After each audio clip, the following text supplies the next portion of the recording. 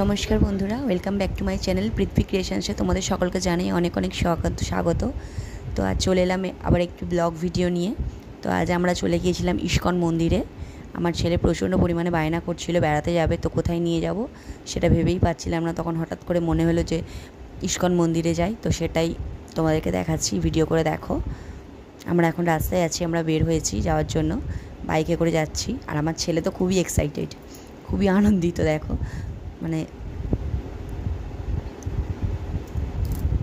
কিছুক্ষণ আগে কান্না করছিল, কারণ ওকে কোথাও ঘুরতে নিয়ে যাওয়া হয়নি বলে। তারপরে যখন আমরা বেরিয়েছি খুবই আনন্দিত ঘুরতে পেয়ে।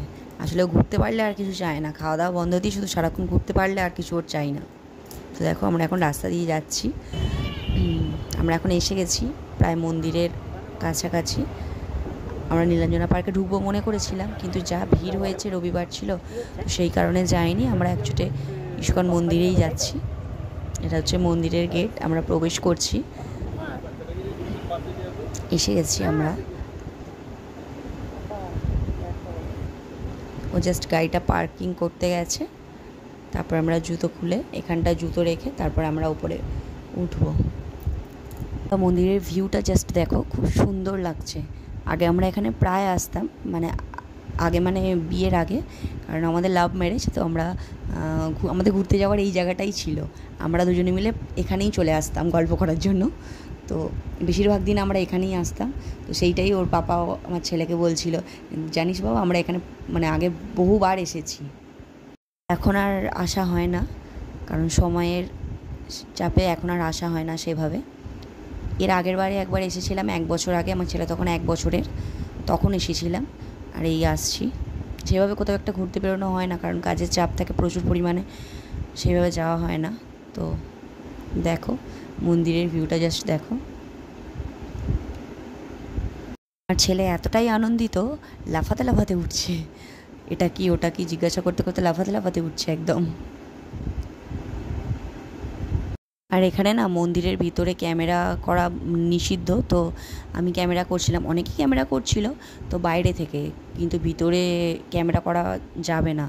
তো সেই জন্য আমাদেরকে ওখানকারই একজন সদস্য বলছিলেন যে দিদিভাই ক্যামেরা করো না, কারণ ওখানে ক্যামেরা করা বারণ আছে। তো সেই হিসাবে আমি আর ভিতরের ভিউটা নিতে পারিনি, ঠাকুরের ছবিটা তোমাদেরকে সেভাবে কাছ থেকে দেখাতে পারলাম না। দেখো এটাই নেওয়ার চেষ্টা করছিলাম দূর থেকে, তো সেভাবে আর দেখাতে পারলাম না। তো এই ছিল মন্দিরের ভিতরটা, গর্ভগৃহ। এর ভিতরটা এত সুন্দর, মানে কি বলবো, এমনি মন্দির মানেই শান্তির জায়গা, সেখানে গেলেই শান্তি পাওয়া যায়। তো এইসব জায়গায় এলে না মনে হবে যেন না আর বাড়ি ফিরি। এত সুন্দর জায়গাটা, জাস্ট মনে হয় যেন থেকেই যাই ঘন্টার পর ঘন্টা। কিন্তু কি করবো, আসতে তো হবেই। তারপরে আমার ছেলে বায়না করছে নিচে নামবে, ওর পাপা নিয়ে গেল।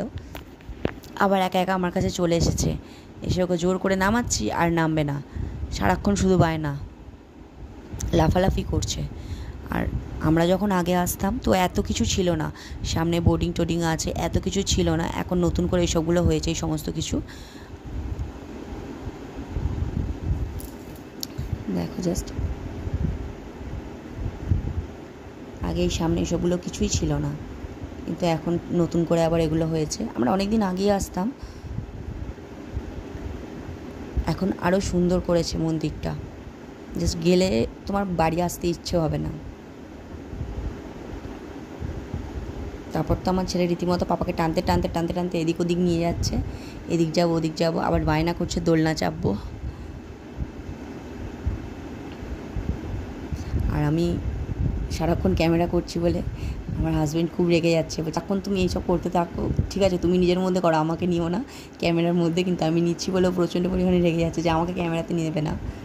তারপরে এই যে আমার ছেলে বায়না করছে দোলনা চড়বো, তারপরে দোলনার কাছে এসেছি। এই দোলনায় আমার প্রচণ্ড পরিমাণে ভয় লাগে, কিন্তু যেহেতু ও চাপবে, এবার ও তো ছোটো, ওকে তো একা ছেড়ে দেওয়া যায় না, তাই জন্য আমাকে বসতে হয়েছে। ওর বাবা তো কিছুতেই উঠবে না। এবার এই দোলনায় আমার প্রচণ্ড পরিমাণে ভয় লাগে, তো আমার ছেলের একটুও ভয় করেনি, ও খুব আনন্দিত। দেখো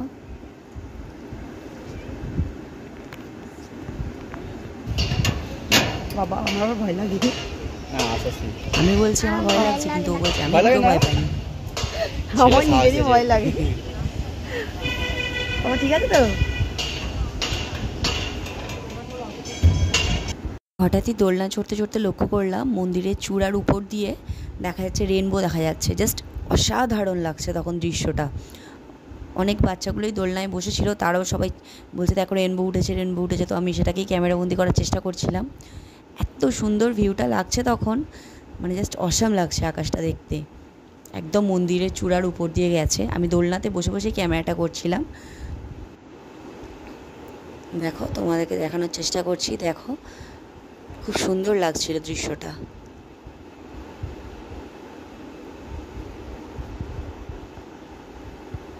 আর এই যে ইনি, এনার তো বায়নার শেষ নেই। হঠাৎ করে দোলনা থেকে নেমেই বায়না ধরেছে আমি কটন ক্যান্ডি খাবো।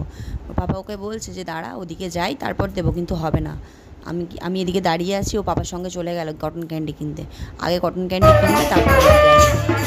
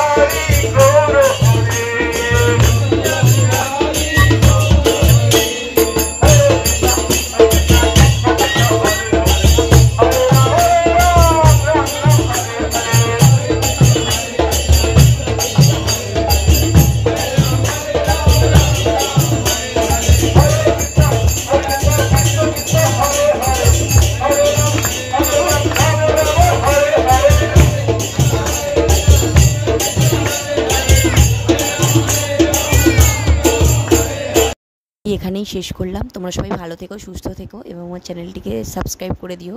ভিডিওটি ভালো লাগলে পাশে থেকো। ধন্যবাদ।